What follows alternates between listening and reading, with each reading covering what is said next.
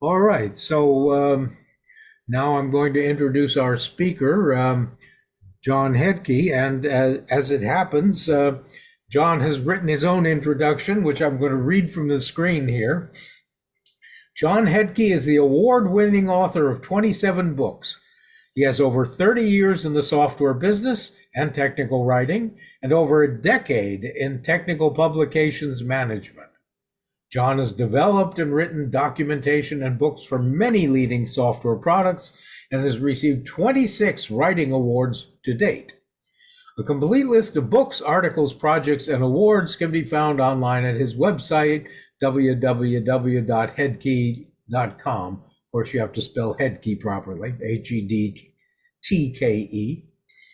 John owns Double Toll Consulting, a company that offers writing and business consulting services for a variety of private, public, and governmental clients. He also does numerous radio and magazine interviews and makes frequent appearances for lectures, conferences, and science fiction conventions. John was a director on the STC's board and is a fellow of the Society. When not otherwise occupied, John writes scurrilous songs and sleeps late as much as possible. He lives in Steilacoom, Washington, with his wife Marilyn and 2 old cats. Ladies and gentlemen, John Hedtke. Thank you. There we go. And you should be seeing the splash screen for the presentation at this point. All right. We're going to talk about how to get a job in roughly 24 different ways that you might not well have thought of, with diverse excursions and alarms. First of all, if it's any consolation, it is not your imagination. This really is the worst time for technical writers that I've seen in about the last 20 years. It even beats the period right at the turn of the century where everyone was having trouble finding work. Because I remember at that time counseling people back then to not get frisky, to hang on to the jobs they had and ride the bad times out. This is still true, however. But the companies at that point didn't want to hire anyone because they were conserving their funds and waiting too. And the situation is now much worse. The companies have no funds to conserve and are either laying people off in droves or going out of business entirely. I got laid off in May with 200 other people, about 20% of the company at the time. But since then on LinkedIn, I have seen an appalling number of people saying, well, I just got laid off, and lots and lots and lots of companies. It's death, gloom, doom, and destruction. So generally speaking, here we are. If you're a captive employee, you may be looking for work now or thinking you're going to have to look for work soon. We're counting your blessings that you won't have to, but you are still seeing the depredations all around you. And similarly, if you're a contractor, you either don't have a lot of work coming in, you'll have enough work for now, but there may be only a few things on the horizon, or you actually have enough, but you're hearing from fellow contractors, they're in rough straits. And during this session, I am going to give you 24 things that you can do to improve your chances of finding work. I would caution you, don't try all of them at once. It'll only make you crazy. Pick the 3 or 4 that really grab you, start with those, and then add more as time and inclination goes. And I have tried to do many of these things at once. It's really not worth it. You've got to sleep. There are only so many hours in the day, even if you type really fast. But as I tell you about all of this, snag the things that you like and go from there. All right. Getting started. There are some basic things that you need to do to get started, and everybody should do these things first, no matter what else you do. And I am not kidding. Sit up straight, no talking, eyes forward. This is serious stuff. And the first thing, obviously, is update your resume. Now, I've managed a bunch of writing departments, and I've had as many as 24 writers and editors working under me. And I can safely say most technical communicators don't have good resumes. And this is kind of iconic because we're in the communications business. But you need to think about it this way. Your resume is selling an employer on the fact you are a hot commodity. Your resume should have sparkle, good layout, good editing, no typos. And if you think about it, your resume is the single most important piece of technical communication you can ever do. When an employer reads your resume, it should convince them that you are a dynamic and motivated technical communicator, and it should sell you hard from the first sentence on the page, because the person reading the resume is looking for someone to solve a specific problem. Even if that problem is only, I have too much work to do for my staff, I need to add another person. But there's another side to it.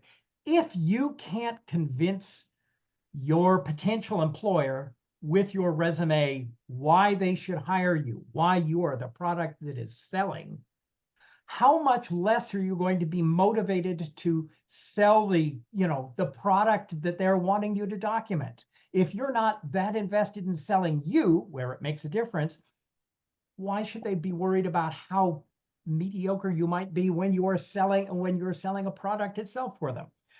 And my resume, 4 years, was really pretty mediocre. And at times it downright sucked. It never answered the question, why should you be interested in me? And I was fortunate enough to get assistance from several high-powered HR people, including Lynn, who helped me revamp my resume. And I modify my resume now for each job I apply for.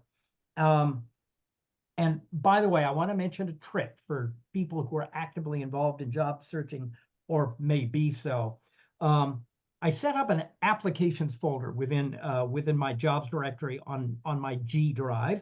And every time I send out a new application, I create a new subfolder with the company name, the date I've applied, and occasionally a few letters to indicate if this is a documentation manager position rather than, say, a senior tech writer position. And I can then modify my resume file, shuffle the order of things, hide or unhide some standard boilerplate paragraphs I have in it, and customize the resume to be the most appealing I can make it for that particular job. It's still all me, and it's still all roughly the same information, but I can pick and choose what I most want to emphasize. Keeping an individual folder for each job is helpful because every single version of the resume has the same name, John V. Hedtke, resume and cover letter. Plain and simple. And then I have history for what I've sent to whom and when. If you're in an extended job hunt, you'll notice that some companies will have multiple listings going on, and you may end up seeing a job for the same company, and you're going, did I apply to that one? And then you can check on this fairly quickly. As part of this, I tend to keep a spreadsheet that lists the company name, the date I contacted them, the type of contact, which is usually an application or an interview, the job title, and the URL or email address. So I can have strong cross-referencing for all of that. And that way I don't apply multiple times for the same job. Because as you will see, if you're looking on LinkedIn and other places, jobs will often get relisted. It's the same job, but you can't quite tell by the date. In my resume and cover letter, I have blocks of text in the Word file that I can unhide as appropriate. For example, I can unhide a paragraph about my DITA experience, or what I've done as a teacher and trainer, or my financial technology documentation. And then I save the whole finished thing off to a PDF. Then I double check the PDF carefully, because you would be amazed at how often you can spot an error, and then I send the PDF out. If the company prefers you to break up your resume and cover letter, that's easy to do that way as well. The best thing, though, about keeping individual files is that you can benefit from the continuous minor improvements that you're going to make. I'll find a skill to add to my skills list and plug it in. For example, I only thought just a couple of months ago to add, I might speak German to my skills list, and that could be a big difference to somebody. So it goes. By the way, the rule of no more than 2 pages on a resume is still broadly true. Think of short attention span theater. You want to summarize, you want to use highlights, do whatever you need to do. What I tend to do is I have a functional resume that's 2 pages, and it talks about skills, career highlights, fields and venues I've worked in, things like that, and a link to my downloadable portfolio.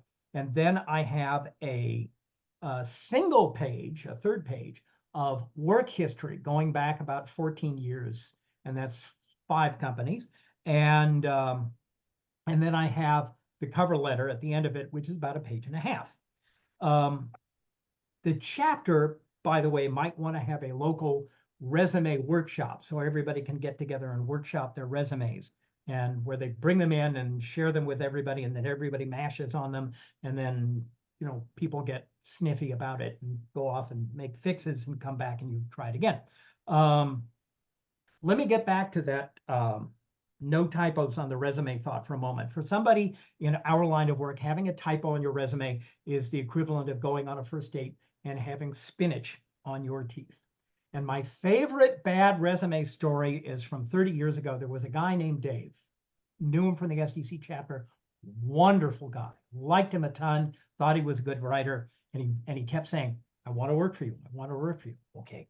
And I didn't have a job quite for his skill set. And then finally, about 4 months in, it's like, hey, now's the time. So send me resume and cover letter. So he sent me the resume and cover letter, and rip this thing open, and I look at it, and it says, Dear John, and I've enclosed my resume for consideration as a technical writer, and technical writer was in bold, and he left the H out of technical.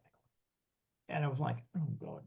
And I looked at this and I showed it to the staff, and I said, what's wrong with this? And everybody kind of smirked. And I finally phoned him up and I said, Dave, I really like you, but I cannot consider you at this time. And worse, if this is something that was like a mail merge and you sent out to a bunch of people, you're going to have to move out of the state. I said, pull the cover letter up on your computer. It was this click, click, click, click, click sound. And I said, okay, look at the line. And there was this long pause, and I heard this, oh my God. So I said, I want to consider you, but let's give it a few months, try again. So he understood, but we were both sad. But this was such a good error that I phoned the technical publications manager across the freeway at our competition, and I'd worked for a few years before, and shared the story without mentioning Dave's name. And she laughed and said she had one that was even better. She'd gotten an app, which I subsequently saw. She'd gotten an application from someone wanting to be an editor that included the line, quote, in addition, my proofreading skills are excellent, unquote. Yeah. So I was like, no. That one went up on the department bulletin board for the next 2.5 years. So take heed, do not let your resume become something like this. Hot tip number 2, create a portfolio. Only 5% of us have portfolios of any kind, let alone a good one.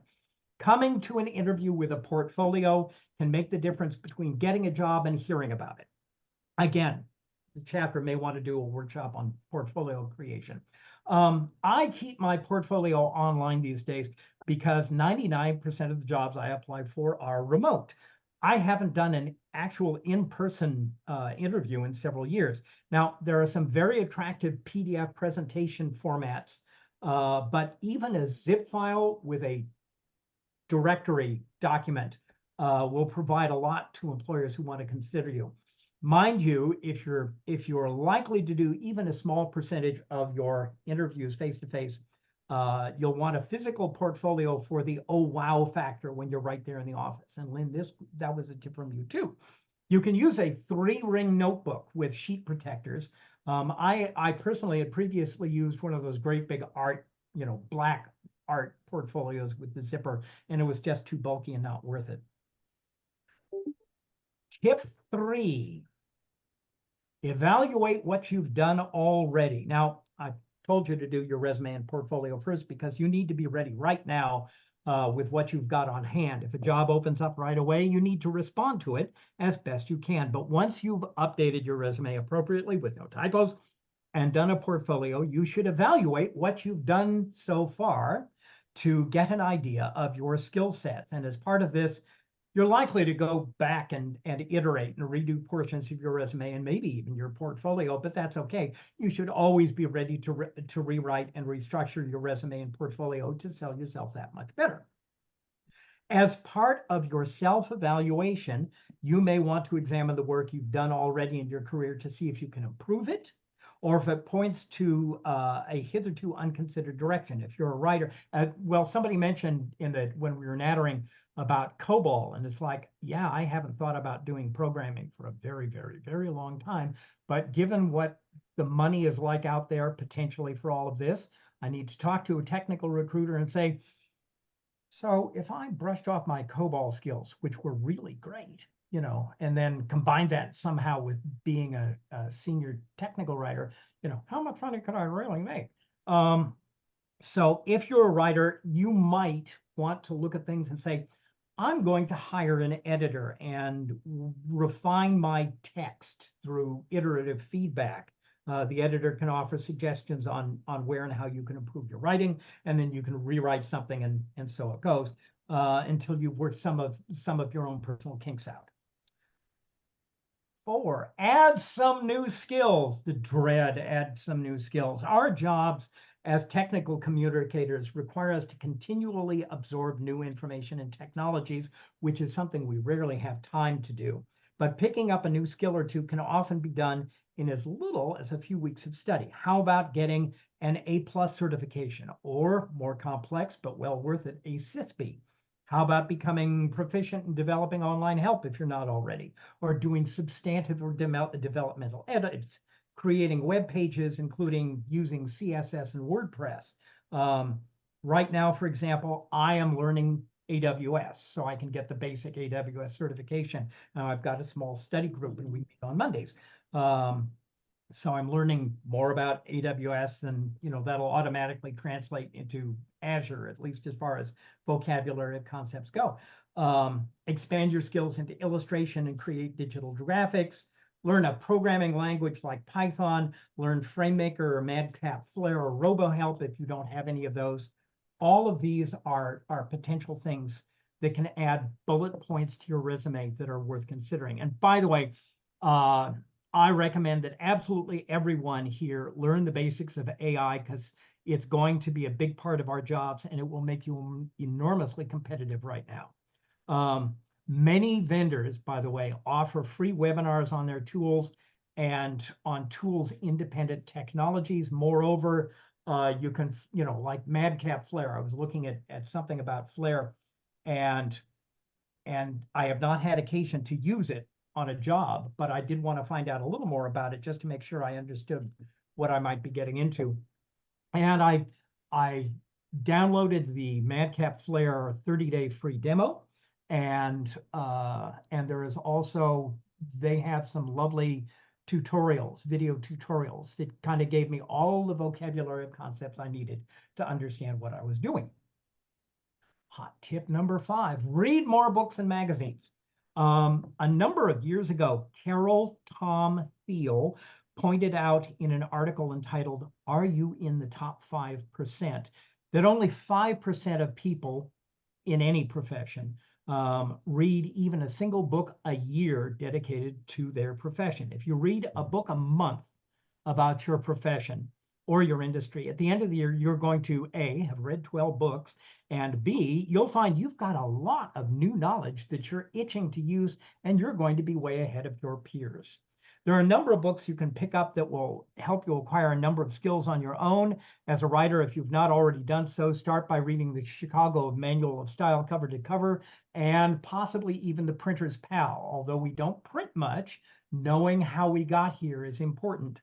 Regardless of the type of technical communications work you do, you're going to learn a lot of stuff that you didn't know already. You should also start reading magazines and tabloids about the profession and your industry slice. Magazines will give you current news about breaking developments, while books will give you a deeper understanding of the concepts. Okay, that's the basics. Let's talk about finding jobs. We're going to, you've got your resume, your portfolio. You are now ready to start beating the bushes to see what's out there. And the first tip is change your mode. Oops, as I do this the wrong way. There we go. If you've been a captive employee, it's a great time to consider doing contract work. Similarly, if you're a freelancer, you might want to settle down with a salary job for a year or two, or maybe even more. The trick is to look in the places you don't normally look to expand the number of chances you have. Change your venue. Do a different kind of technical communication. If you've been working as a straight technical writer, you could consider trying, say, curriculum development.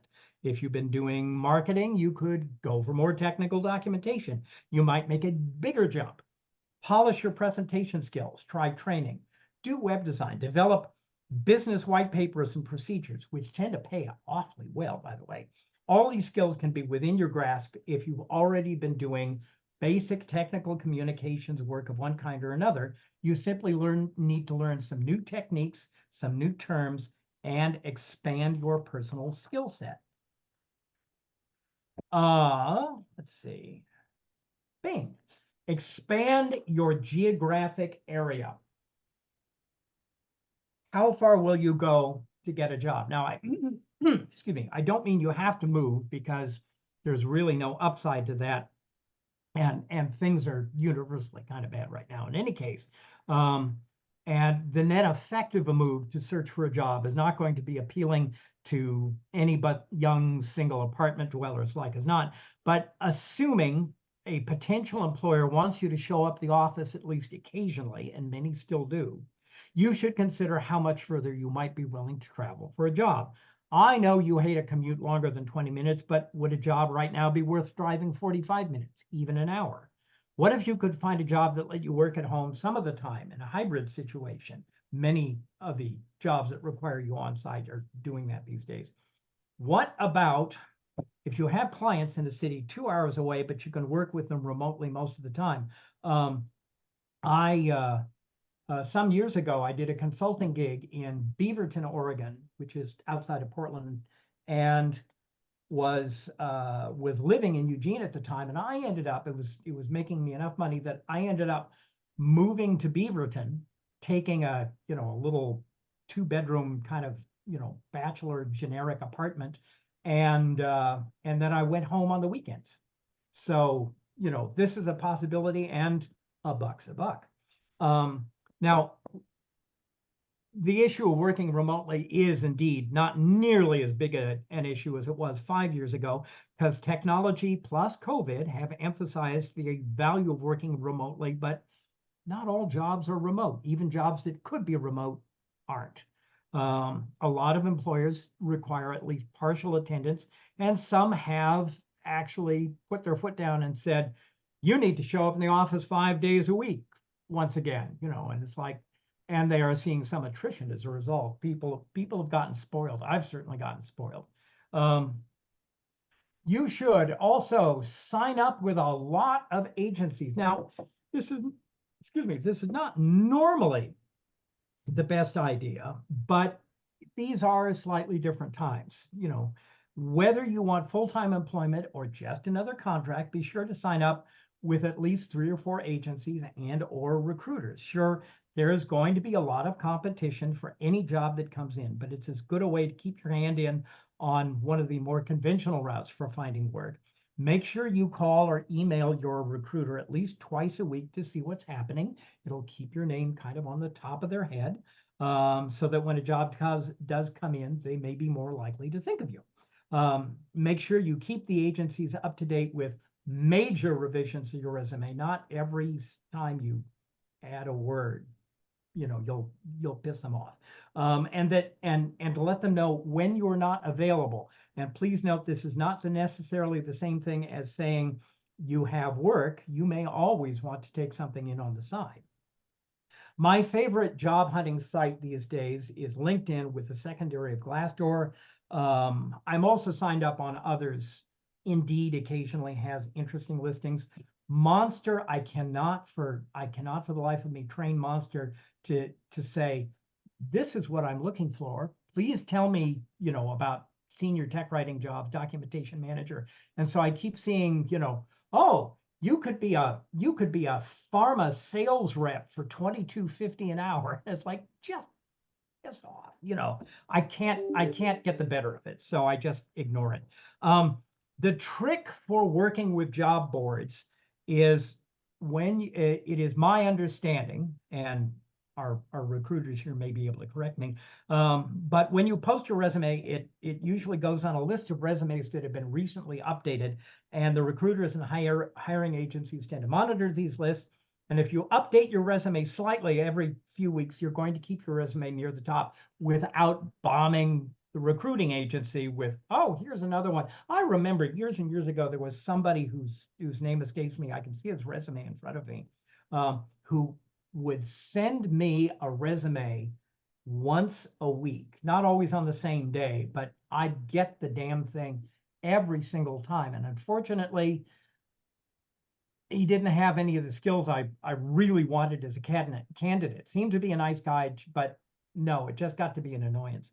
Um, so what constitutes a slight revision to your resume? Well, in some cases, opening the Word version of the resume, adding a few extra spaces after a period, or changing the leading on a paragraph from 6 points to 5.9 points may be enough to trigger the filter, and it'll show up again. Now, I can and do apply for specific jobs that I find on the sites, and I encourage everybody to do that as well. But it's good to have recruiters and agencies looking on your behalf as well. Age. Next, consider lowering your standards. I know this is really distasteful, but you may consider reevaluating who you'd be willing to work for and for how much. We may feel that we're worth X amount of dollars a year or an hour, but if the market is not going to bear that rate, you might be waiting a long time to get it, and too long if you have a family to support and bills to pay. It may be necessary to drop your rate or work for people or organizations you don't care much for, or work on projects that are just plain boring. And so here's your example. Some years ago, when I was still living in Seattle, I was looking for work, and I phoned Lynn, who was one of the top 3 recruiters in the greater Seattle area. And I said, I'm looking for work. And Lynn said, how much do you want? And I said, well, I've been getting this much, but it's pretty tight, and I'd be willing to go for about a quarter to a third less. And I'd really rather not go for much below a third less than my standard rate. I'd feel really resentful, and I'm not quite that desperate at the moment. And Lynn said, this is good. I've got a couple of guys right now who are insisting they won't do work for less than your standard rate. And there's simply no work out there right now that pays that much. And I've tried explaining this to them every way I can, but they insist they're professionals and they deserve respect. And at least one of them is about to lose his house because of his attitude. So it's good you can be flexible. And yes, the bottom line is you can shout against the tide as much as you want about companies not paying you what you think you deserve as a professional and respect and blah, blah, blah, blah, blah. But you're not going to win this battle. It's not going to work. It's a buyer's market right now, and we're the product that needs to be priced to move. Be ready to be flexible on this, and you'll prosper in the long run. And I was thinking about this today when I signed a job offer for a company, and it'll be interesting work, and I think I'll enjoy it, and I get to do some interesting things, but it's for about 40% less than I was making at my last job. And it's like, oh, bitch. Well, but that's what the market is right now, and c'est la vie. I'll be taking work in on the side. Life will be good. Something else to consider is that what we're doing is not great art. This is not stuff that is going to last for decades as a rule, and most of us are lucky if this lasts a year. Do your job, enjoy your job, Be professional about the stuff that you're turning out, but don't kid yourselves that this is a work for the ages, because it isn't. If you keep this in mind, you're probably going to be able um, to be a lot more flexible. And there are pleasant exceptions, since it's observation, you understand, but they're few and far between. And this, by the way, actually, digging something out of the memory banks, reminds me of a running argument I had with one of my senior writers many, many years ago.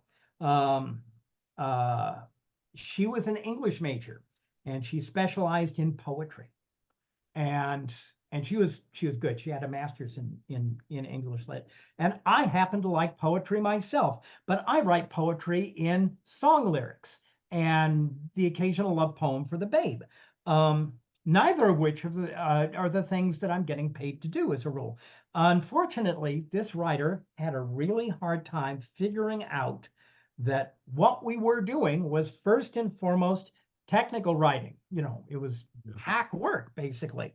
And she used to bitch me out about what she used to call my freelancer's attitude. She was right about that. She'd go on at some length about how our manuals could be better if we worked on them longer. And I never disagreed with her, because they could be better than they were, particularly if we were given time to do so, but we weren't given time to do so.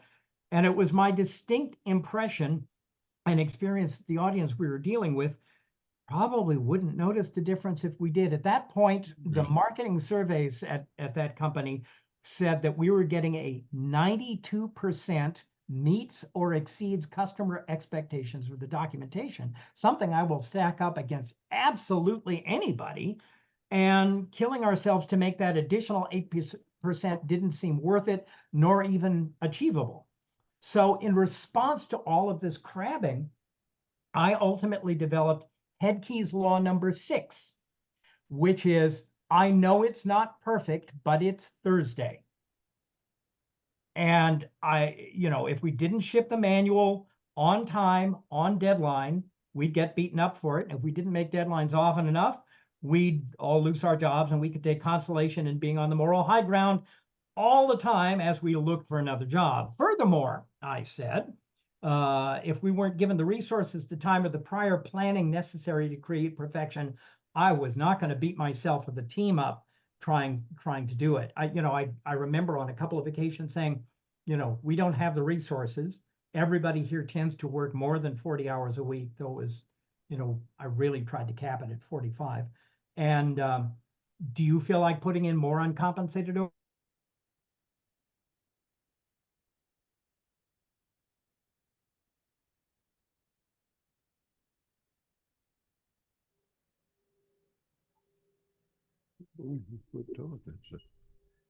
John seems to have frozen. John, are you still with us?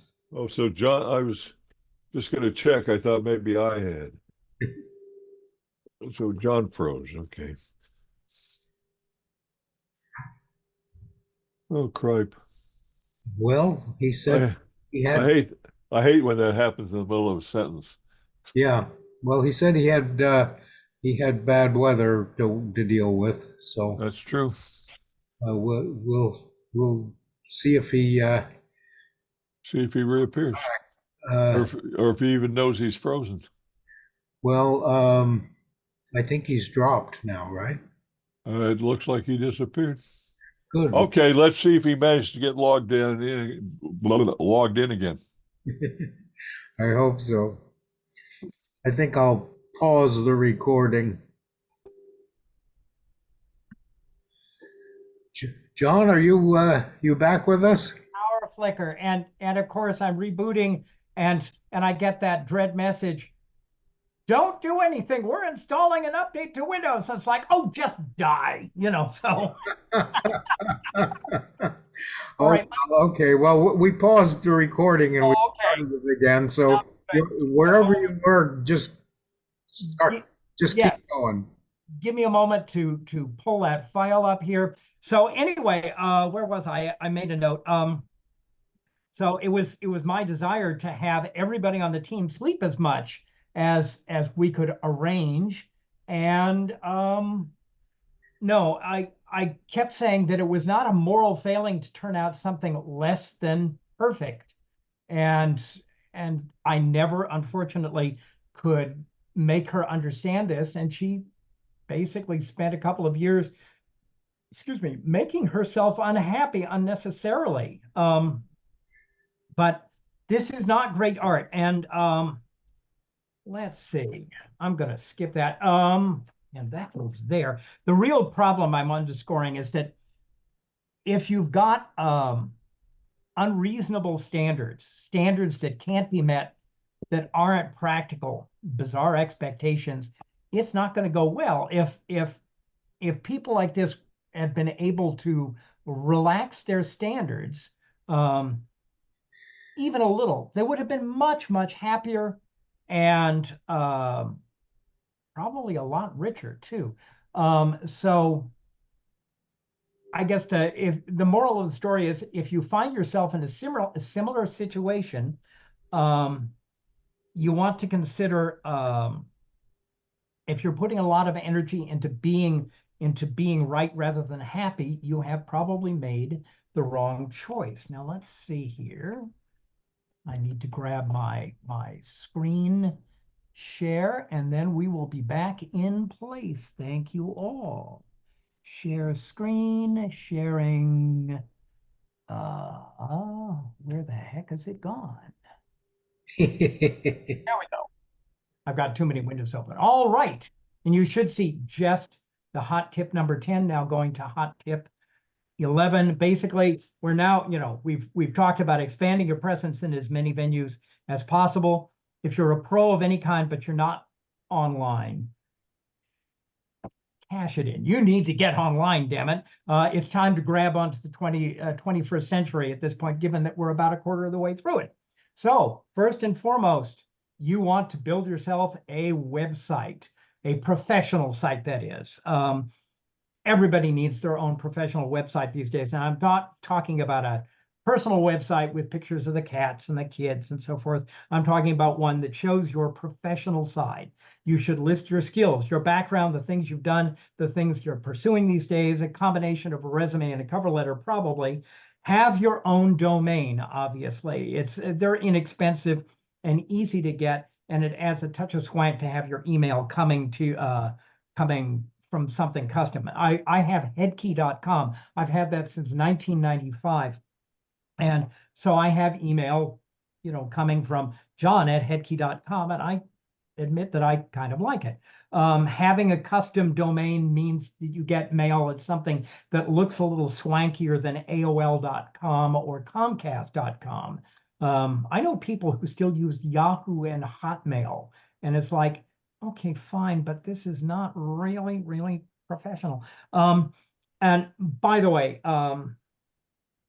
my website and the associated book blog are really kind of icky at the moment. They don't have a very clear focus anymore.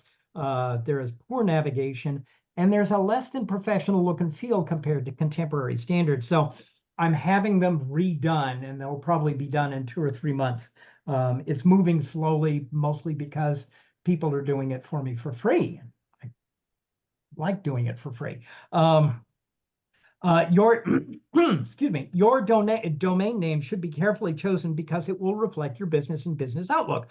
For years, I had JDH Communication, and I thought that was good, but then I realized that said I'm a one-person shop, whether or not that happened to be true.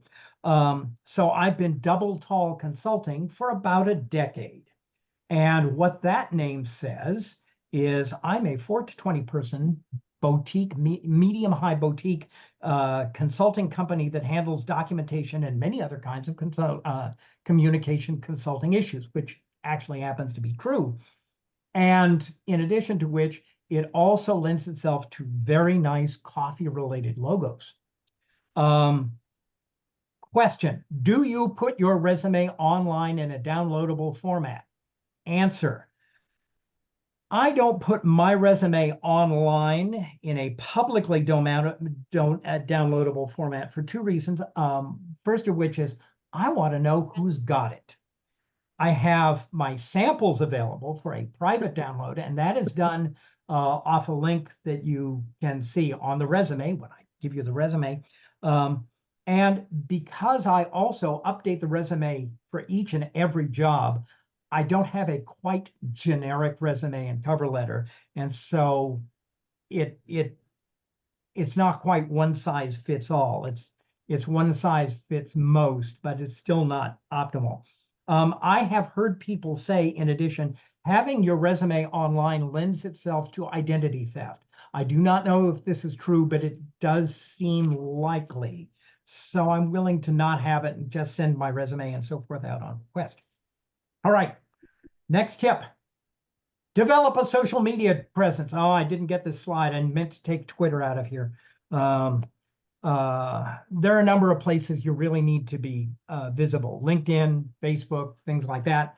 There are other networks to add. Your cell phone really needs to support this kind of activity easily. But don't spread yourself too thin. Better too little than too much. That's all I'll say about that. I think we're all social media mavens. Build a blog. Even if you don't have something to say professionally yet, start a personal blog. If nothing else, it's good practice. And that's where all of the cat photos will go. And the photos of all of the bread I bake, things like that. Even if it's just your personal stuff, this will get you in the habit of blogging, which is something you want to do more of, whether on your own blog or someone else's. You'll learn a lot. You can look at WordPress.com or Blogspot.com for good free hosting for all of this. And if you have a website of your own, you can set up your own WordPress blog and have all sorts of technological coolness as you see fit. If you do have something to say professionally, look at a lot of other blogs dealing with similar subjects and see what they're doing and how they do it before you start. Also, follow other blogs to keep current in what's going on. Comment on posts on other blogs that people are making. You can consider guest posting too. If you don't have a pro blog, this will go a long way towards promoting yourself online even so. And if you do have a pro blog of your own, it's additional PR for your own blog and a bit of professional energy sharing too. Always a good idea. All right. It's an intermission. Now, kiddies, it's story time with your Uncle Buddy. Today, we're going to talk about how to deal with some common interviewing situations that you're going to run into.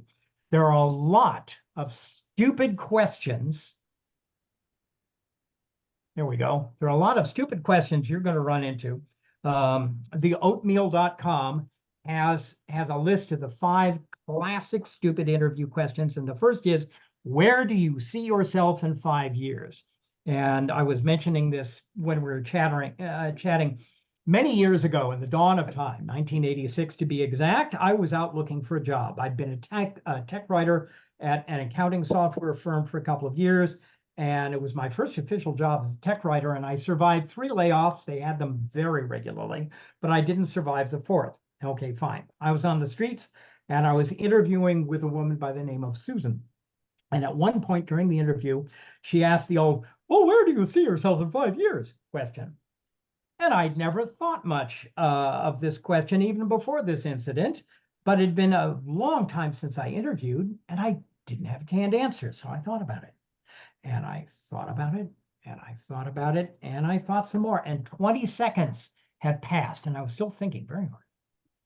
And Susan was looking extremely nervous. And she suddenly burst out and said, that's okay. You don't have to answer that. And I burst out laughing. And I said, actually, Susan, I just realized I have no idea where I'm going to be in 5 years. And I'd like to tell you about it. And I said, 5 years ago, it would have been 1981. 5 years ago, I was a programmer. I really loved programming. And I wanted to know more about programming and do more with it. And if you had told me then that 5 years later, I would have given up programming forever to become a tech writer, I would have thought you were high. And if you told me that that would be happening in 3 years, I would have been sure of it. But that's exactly what happened. So you asked me, where are you going to be? Where do you see yourself in 5 years? And I can honestly say, I don't know, but it's going to be something bigger and grander and more glorious than I can possibly imagine. Not very surprisingly, I did not get that job. But I remembered this. And 5 years later, in June of 1991, I thought about it. And in the intervening years, I'd become a freelance writer. I'd worked for Microsoft and a lot of other clients. I'd written and published a number of magazine articles and 3 books, and I was already working on books 4 and 5.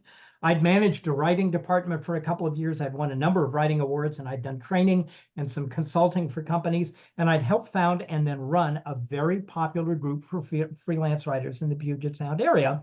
Most of this had been great fun, and it has certainly been profitable. And I'd grown enormously as a writer and a professional, but there's no way I could have predicted this from where I sat in 1986. And as it turned out, I wasn't able to predict the next 5 years either, or the next 5 years, or the 5 after that, and all the way up to the present. And at this point, I figure if I can accurately predict next week, I'm doing pretty darn well. So the point of all of this somewhere is that when it comes to career planning, I'm reminded of several things. One, be open to change, because if you solidify your plans too much, you're going to squeeze out every opportunity for serendipity to happen, and you need serendipity in your life, or there is just no damn point. Secondly, be ready to grab a new opportunity and take a few risks. If you haven't fallen flat on your face in a muddy heap at least once, you've probably never risked anything meaningful. And when I wrote that line, it made me feel better about some of the flat out failures I've had. Things will happen you didn't plan on. That's usually the way it goes. I'm going to talk about being immortal a little down the line, but figure that there will be bumps in the road. And while it's true that the unexamined life is not worth living, it's also true that the unlived life is not worth examining. And this is something I came up with when, kind of when assessing the end of the relationship with the former girlfriend many years ago. As John Lennon said, life is what happens when you're busy making other plans. Now, the next thing on this is you're overqualified. I was applying for a contract job once, and I sent my resume, and I got back a note that said, in part, I really love your website, but you look overqualified and expensive for what we want. And I wrote the following email back, and I said, yes, I do have a ton of experience. How many of your writers have a couple dozen technical books to their names? Which means I'm able to bring all kinds of experience to bear. I'm also a really fast typer, as you might expect of somebody who can knock a book out in 4 months. I'm not particularly expensive either. And when you figure in my background and knowledge of documentation processes and the industry I'm writing about, for the extra few bucks an hour I may cost over other less experienced writers, I'm a real bargain. And I wouldn't worry about overqualification. I always read that to mean I'm going to get bored and go elsewhere. And in my experience, that's only a real issue for perm workers. I'm interested in contract work because I like money. If you're paying me, I'm yours. If you want someone to write manuals and procedures and online help, I'm your contractor. And I got the interview. So if somebody says you're overqualified, it may mean that you've oversold yourself, but it also may mean they're thinking you should be cheaper. At that point, you need to emphasize it's precisely because of your many qualifications. You're a complete bargain. You can handle anything that's likely to show up on your desk without blinking. And finally, there's the have you done this preposterous thing you've never heard of, which I've heard many, many, many times. And it's like we'll be working and they'll go, but have you worked on, and then they say something silly like the PL300 frequency modulating egg scrambler with the glow in the dark left nostril inhaler.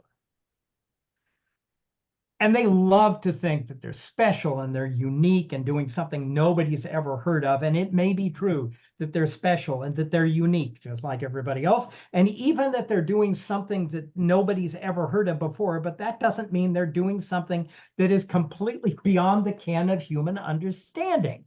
Most people think that answering this question is kind of like moving in a big line, sort of like a weather front that's moving up on the requirements.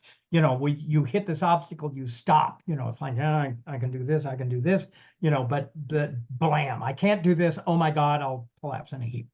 A better way to think of it is as a big circle with these various requirements in the middle. And then you have your skills and experience, and you start dropping them on it and covering up as much of the circle's area as you can, and make this a very, very small space of skill that isn't completely covered, and you can then explain away as being relatively unimportant. Something like that. Excuse me. No, I haven't done the PL300 frequency modulating egg scrambler, but I did work on frequency modulators here and egg scramblers there. And I've had some experience with right nostril inhalers and with glow-in-the-dark outboard motors. So I'm sure it's all very similar. And then at that point, for that little tiny bit that you haven't managed to cover, you should imagine me waving my hand in casual dismissal of something not important. And everybody has had to deal with this problem. And I don't mean in interviews. If you think about it, all of us have to deal with this on our job every single time we work on a new version of whatever we're working on. The developers are something new, and we haven't seen it before by very definition.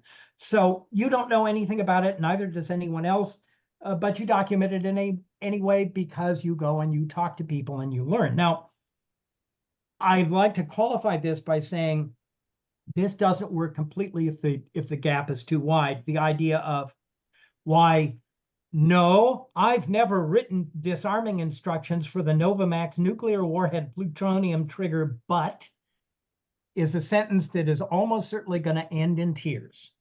But if you actually have, for some reason, worked on the nuclear bomb triggers that General Electric makes, then yes, you might be a good person for the job. So you use your skills not to move in a line straight at the requirement, but more to surround the problem and minimize the amount of skill you need to acquire, because chances are it's not that much. All right, that's enough of that. Back to our regular show. Next step, you've got a resume, you've got a portfolio, and old man trouble is not at your door. You've been beating the bushes to see what's out there, and you've been marketing yourself online to give yourself a foundation. So it's time to get out of your house and meet people. Sorry. Tip 14, network as much as possible. You want to find opportunities to interact with people as much as you can. Be ready to give anyone your business card in real life, obviously. This will tie in with the idea of having a good business identity and a resume, a portfolio, and a website. One sec. Tip about business cards, just kind of throwing this out there. Print the permanent info on the front in color and then the other stuff on the back in black. You can do up a whole bunch of MasterCards with the non-changing data. And then if you move or you want to do something special, you can put it on the back of the card, running it through the laser printer without having to reprint it. At one point, my cards had all the pretty stuff on the front, including trimming marks, so I could do this easily. And then I'd custom print everything on the back on the laser printer. And I'd go to STC conferences, when I was on the board, it would say, John B. Hedtke, director, STC board of directors, this, that, and the other thing, generally silly person, whatever. And I'd just print off as many as I thought I needed. And I did not have to spend a fortune for double-sided color printing. A lot of people also, for networking, do a leads group. Any number of folks get together for breakfast, lunch, or drinks every so often to talk about their business and networks. And the usual rules for these kinds of things, there can only be one type of each person in a group. So for example, if there was a tech writer already in the group, you probably, wouldn't be able to join. These are groups that you usually hear about word of mouth, but there is no reason you can't just go out and start one yourself. You want to try and get as many people as you can from different venues for the best results. Next tip, this one won't be a surprise. Go to every STC event you can. The STC is just aces for what we do professionally. And the fact that you're here now shows that you generally have an appreciation of the value of the STC to yourselves. Whenever you come to an STC event in real life, you should have a couple of current copies of your resume on paper to give to people, along with your business cards and everything else that have your website URL and like that. I have gotten jobs. I remember my second freelance job back in 1987. I was at an STC meeting and I was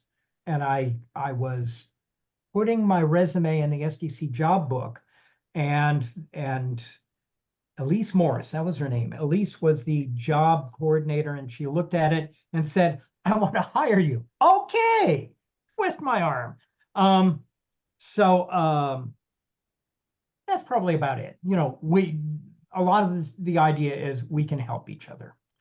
Tip 16, go to lots of non-STC events too. And I realized that this is right on the verge of blasphemy, but you should go to every non-STC thing you can, because there are many great professional and business organizations that can provide leads, job information, new skills, and an opportunity to meet lots of new people. Even the local Chamber of Commerce meetings are very good. They'll give you visibility into the local business environment. You can expose people to the wonder and glory that is you.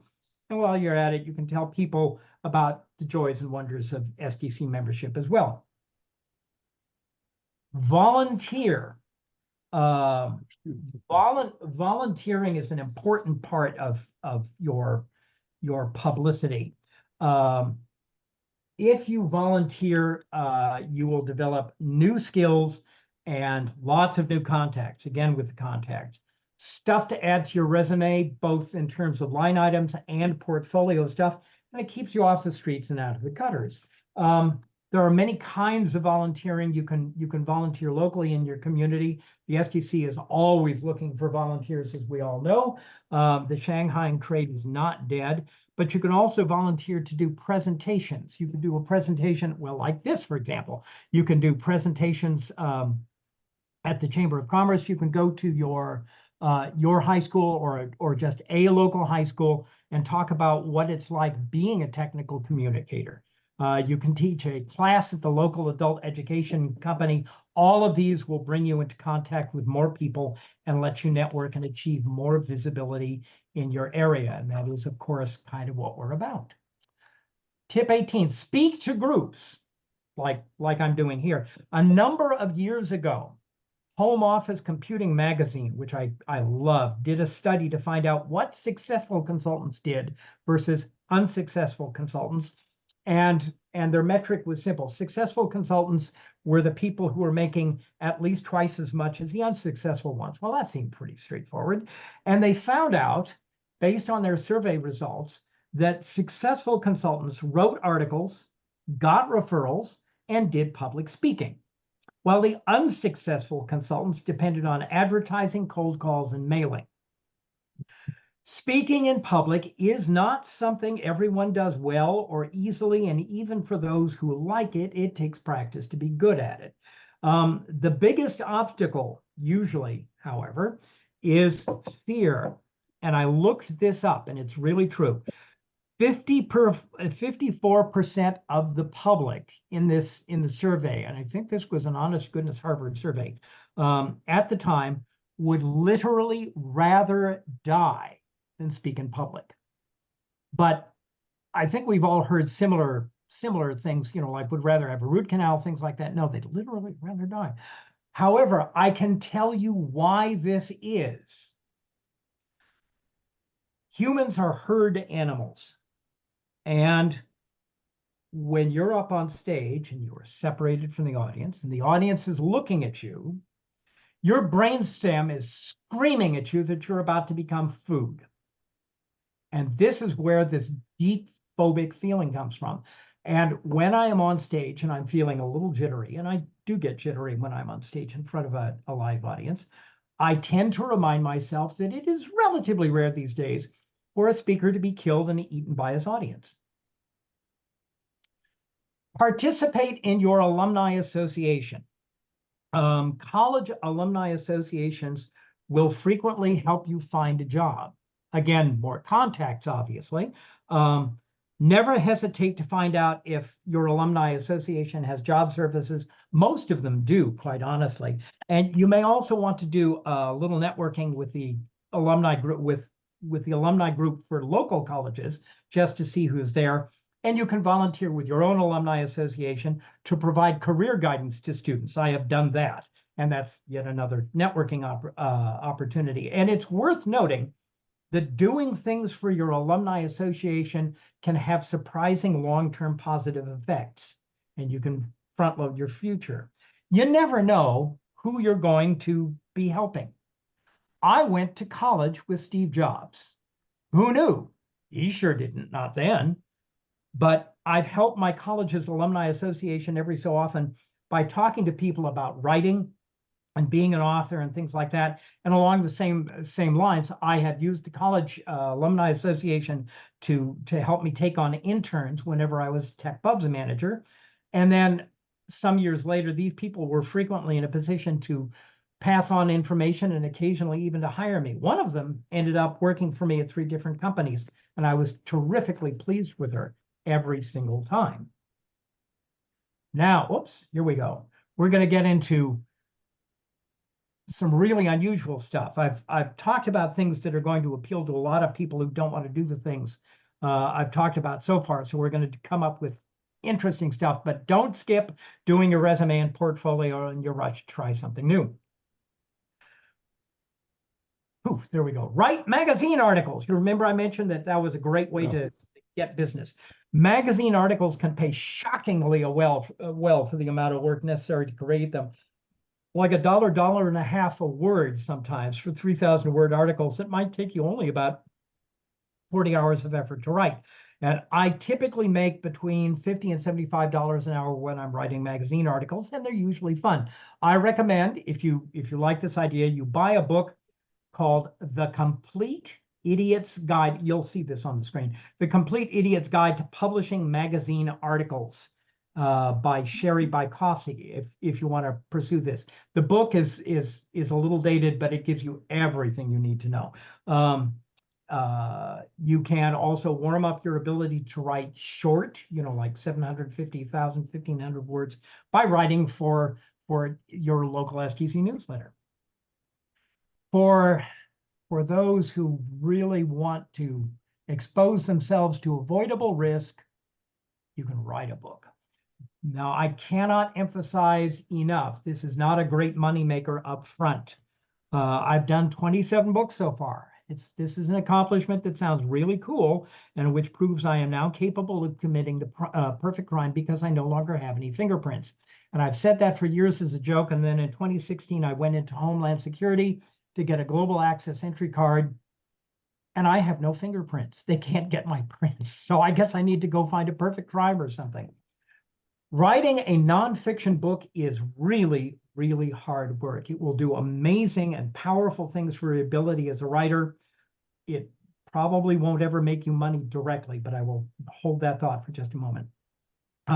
But far more importantly, people will be impressed by the fact that you've written a book far in excess of the relative effort it took you to write it. I've gotten any number of jobs just on the strength of being able to say, I've written a book. And my favorite story is this, that in 2009, Dr. Maurice Ramirez and I published The Complete Idiot's Guide to Disaster Preparedness. It was great fun to write.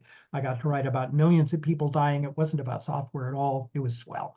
So we did not make any money on the book. It was, the publisher, we got $2,500 each, 1099 money for 7.5 months of work. And for reasons I have never understood, the publisher put it out of print 9 months later. Go figure.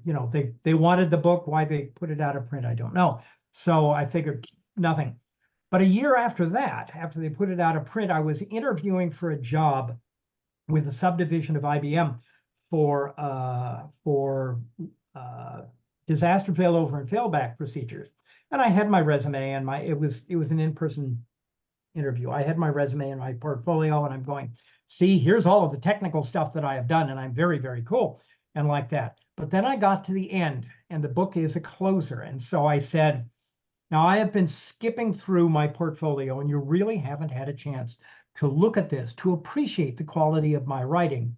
So here, and I whip out copies of the book for my interviewers, and I say, let me leave this copy of my book here with you, and then you can read it at your leisure and see what kind of writing I do. Open to the cover page. How would you like this autograph? This is just a stone cold closer. So while I only made $2,500 directly off the book, waving the book around got me a $175,000 contract. It was definitely worth the effort. It takes information to get into writing books, and the blog that you will see mentioned later, the trade book authors at tradebookauthor.com. There we go. Which is entitled, "Hey Kids, Become an Author at Home in Your Spare Time and Earn Big Bucks." We'll tell you all you need to know about it. And it's not terrifically difficult getting into this silly business. And if it grabs you, look at the blog and find out more. You can talk to me if you have questions. And if the chapter wants, I will do this entire 1-hour presentation on how to become an author and waste mountains of time. You can also, kind of along the same lines, write third-party books for a company. As some companies for whom we've written manuals or online help or marketing might well like the idea of a book about their product, but they don't have the critical mass necessary to get a publisher interested. So there's a whole procedure for selling, getting them to front load the cost of a book, engaging a publisher, a regular publisher, Osborne, McGraw-Hill, or whomever, and then sticking yourself in the middle as the author and book coordinator. And then everybody makes money. Everybody gets a book on the shelves for increased marketing whack. And it can work out very well. And I can, that's all I'll say about it. Hold that idea. If you get interested, ask me. I'll point you to references, and I can speak about that to the chapter as well. Now, when you're job hunting, you need to maintain your attitude. I'm telling you all of this shit to work on. Well, it's hard work, and you need to do something to keep your spirits up while it happens. Don't let your employment situation affect your lifestyle. Don't get depressed. I have, as I said, I've been looking for work for 7.5 months, and, I'm going, wow, I've been applying, I did a count. I've applied to about 150 companies since about the beginning of June. And I now have a signed job offer in hand. Yay! And that's quite a relief. But even so, it's like there were times I'm going, does my breath smell bad? What? No, it isn't you right now. Right now, it's really the market. There's a flood of us. I don't think I've applied for a single job that I saw online that did not within 4 to 7 days say over 100 people have applied for this job. It's like, shoot. So just because you're pounding the pavement, you need to keep on with the rest of your life. If you don't have a gym membership, you still need to exercise some, or you're likely to get depressed. As a matter of fact, with the extra time you have on your hands, it's a good time to start an exercise program. You'll look good, you'll feel good, and you'll be in better shape to withstand the emotional rigors of finding a job. Make a plan for what you're going to do with the time you're not looking for work too. And otherwise, it's all just going to slip through your fingers like water. I've been there, I've done that. I promise you, you need to be focused, or it'll be 5 weeks later, the office will still be a mess, and you won't have read anything, and you'll just be 5 weeks older. Finally, if you've been doing all of these things, be ready when the floodgates open. If you're priming the pump a lot, don't be surprised if the jobs come gushing at you. Jerry Weinberg, in The Secrets of Consulting and many other great books, says there are 2 states of being for independent consultants, too idle and too busy. And of the two, the latter is preferable.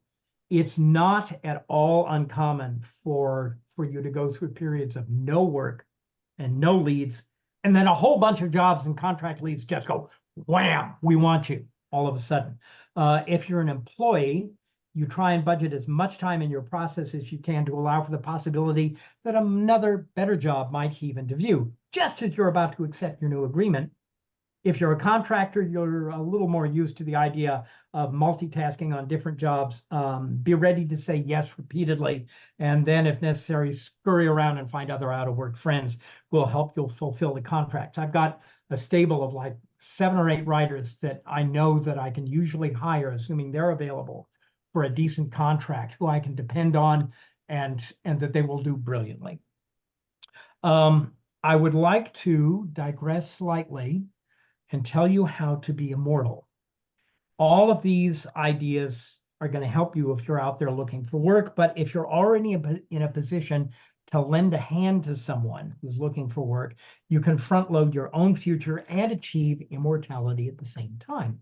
Now, I have always felt that helping someone get a job was the best thing you could do for them. And a lot of things go into this. Teaching interview skills, helping them structure resumes, getting them up to speed on a new software package that's the hot thing, and so forth and so on, even teaching them basic dress for success skills on a couple of occasions. And all of this takes a lot of time and energy, but this is okay. This is my contribution to the great work, and I like doing it. But I have wondered why this seems to resonate. And over the years, I've come up with something of an answer. And it's like helping somebody find a job gives you a good feeling right away. Someone comes to you in need, sometimes rather desperate need, and they need to find a job. And you can give them the hand up that they need. You can put them in contact with a person who needs someone with just their skill set. You can tell them that they structured their resume a little different and make all the difference. They take your advice, they get the job they're after, and voila, they're no longer in need. They feel good, so do you. 5 years later, you're looking for a job yourself, and the people you've helped are out in the community working, very possibly not the same job, but they're launched on their own careers and moving ahead. And the people you helped in the past can tell you about jobs that they now have to offer or positions they've heard about from their peers. And if nothing else, they can provide references about what you did for them and other people in the past, and that feels good too. 50 years from now, and this always chokes me up, you're going to be remembered by dozens, hundreds, maybe even thousands of people who you've been able to help get a new job or break into a new career or publish their first book, whatever. They'll remember you fondly for the help you provided without strings and the energy that you added. And that's immortality. It gets no better than that. I have a slide of resources here. Now, I mentioned this is in the handout. In the handout, the PDF is early on in the chat. And I do have a more detailed version of this list with some comments about why I like each book in tradebookauthor.com, which has, I cannot emphasize enough, crappy navigation. So I'm fixing it. But all 6 of these books are highly approachable and enormously valuable to all of us. I would recommend, if you want to start somewhere, start with Clutter's Last Stand, which is all about getting clutter out of your life. And it's a good book. And let's see, in summary, as I accidentally do that, summary tip number 1, do more. Whatever you've been doing so far, do more of it. Send out more resumes and write more articles and go to more SDC events and work out on standing out more, volunteering more, adding more skills to your pile, being more visible to peers and prospective employers. Help other people develop skills and find leads of their own. A good rule of thumb, if you're having trouble finding work, is to figure out how much time you are spending on marketing yourself to prospective employers or clients, and then double it. This still won't be more than 20 or 30 hours a week, almost certainly when you've doubled it. So don't worry that you're going to be doing nothing but self-marketing every hour of the day. Summary tip number 2, do it differently. If it's not working now, don't do that. Do something else. This is, of course, the first thing that consultants always recommend to a new client. It's like, what have you been doing? I've been doing X. Well, don't do that shit. Do something else.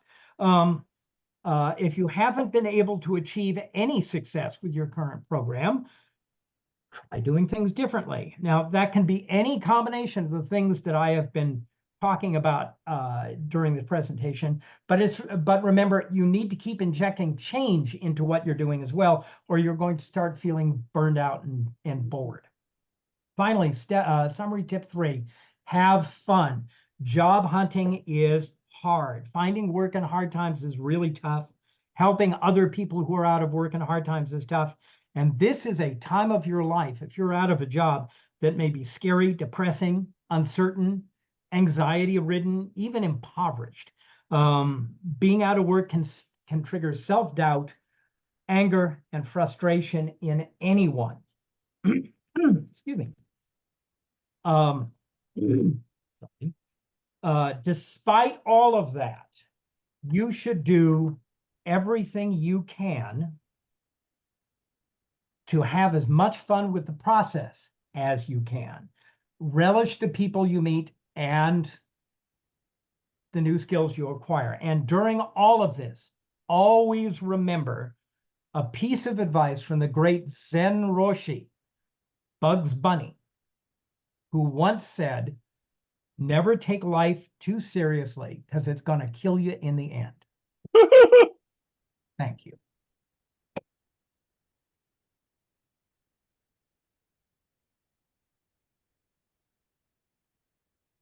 Are there any questions, by the way? Well, I hope so. I'll leave the recording on for a little bit. Okay. People have questions. Wow. John, hi, it's Lynn. Yes. While you were away, there was a question about what Yeah. you meant by pieces for your portfolio. Could you talk a little bit about that, please? Oh, well, let's see. What do I have in my portfolio? Give me a moment here. Let me Well, sure. have a tick. Let's see. I'm trying to figure out the best way to do this. And we stop the share. And then I'm going to close down the PowerPoint. And then I am going to go. Let me find my samples directory. Excuse me.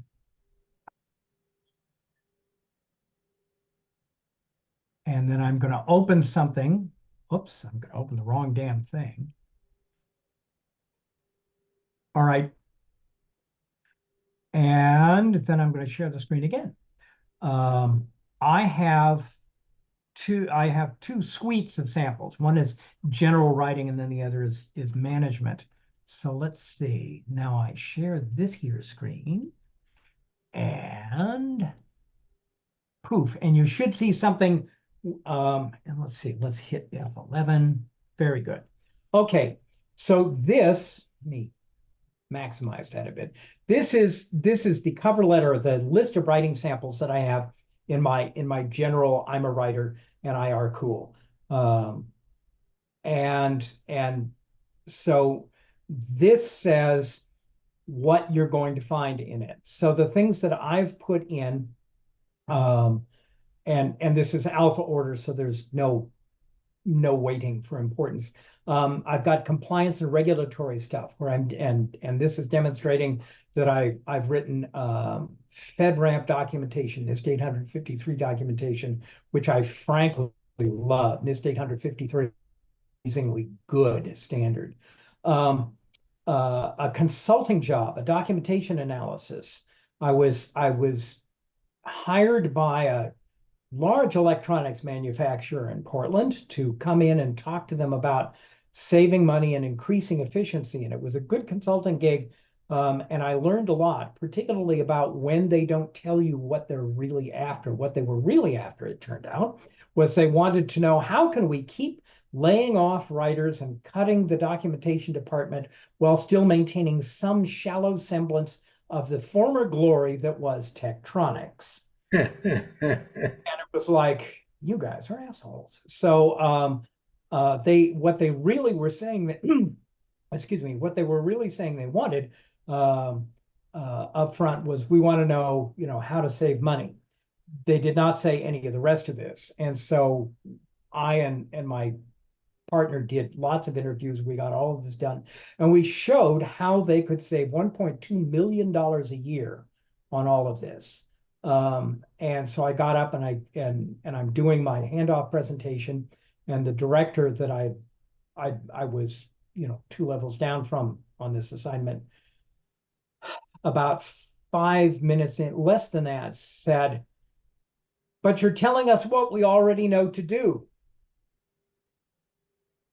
Okay, then why aren't you doing it? You wanted to save money. This is a ton of money. No, they wanted to keep cutting the thing. They'd taken the company private. Now they were basically cashing the company's good name out. And I can say all of this because my NDA expired like 7 years ago. So it's like just fine. I did not think much of this, but I learned a lot about consulting. I've got API documentation here. All of this stuff is heavily obfuscated. No real names show up anywhere. I used the word, the name Frabisware and Squidlips Co. and things like that. This was a suite of disaster recovery documentation that I had done for a company. This stuff was real. This is the Firefox book I wrote, and it's basically to show that I do, here's what I did for a beginner's manual of stuff.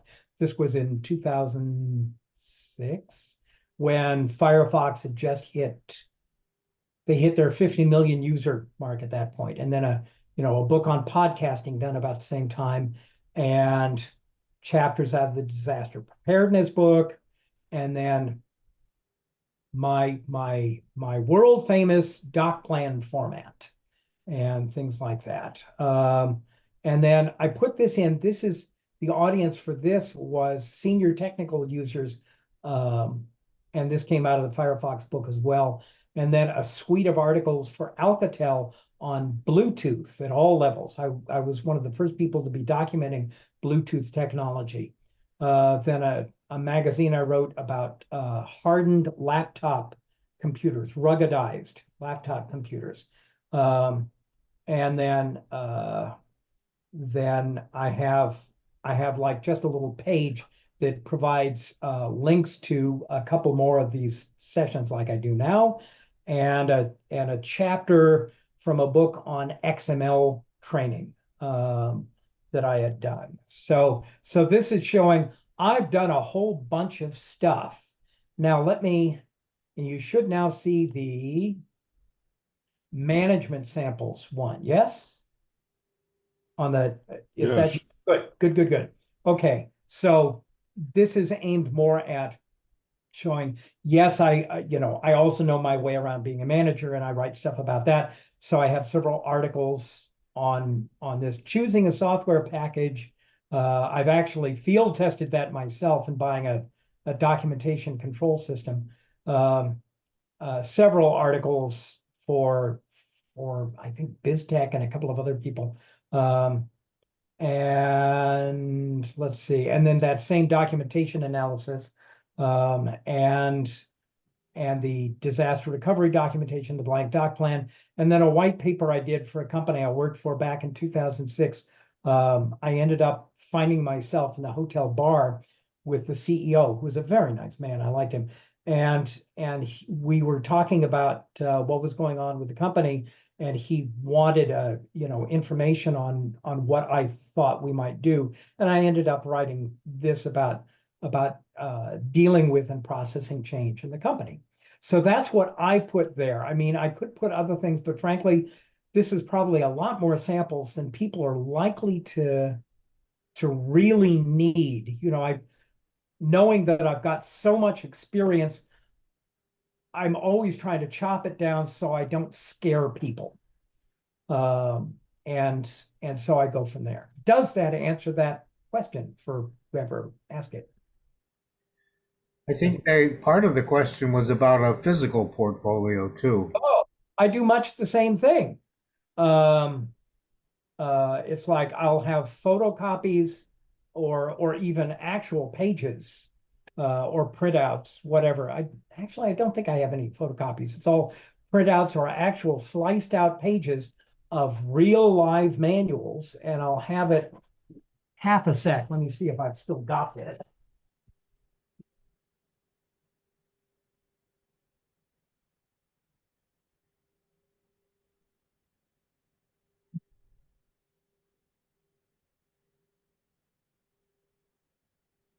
Well, if I do, it's buried somewhere.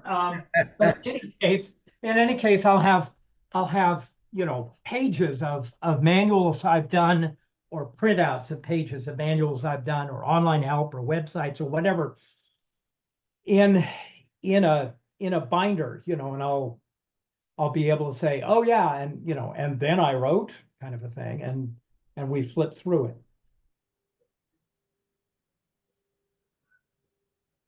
All right, John, if there are no other quick questions, I can turn off the recording and then you can Okay. keep asking questions.